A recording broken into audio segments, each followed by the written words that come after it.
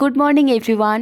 এখন ঘড়িতে বাজে সকাল 9:53। আমরা চলে এসেছি স্টেশনে, কারণ যাব আজকে ডক্টর দেখাতে। ট্রেনে করে যাওয়াটাই বেশি সুবিধা হয় আমাদের, কিন্তু তা হলে হবে কি, ট্রেন কোনোদিনই প্রপার টাইমে আসে না। খুব রেয়ার হয় যে ট্রেন টাইমে ঢুকেছে, কিন্তু বেশিরভাগ দিনই এমন হয় যে ট্রেন ঠিক লেট করে ফেলবে। এই যে দেখতে পাচ্ছ, এখন অলরেডি 10:30 বেজে গেছে, ট্রেন আসার কোনো নাম গন্ধ নেই। অ্যাট লাস্ট ট্রেন যখন এসে পৌঁছলো তখন ঘড়িতে অলরেডি 11টা বেজে গেছে। ডক্টর দেখানোর টাইমও আমাদের পেরিয়ে গেছে, তাই সেদিন আর কোনো ভিডিওই করা হয়নি। বাজে সন্ধে 6:30 আর এখন আনতে যাচ্ছে একটা পার্সেল।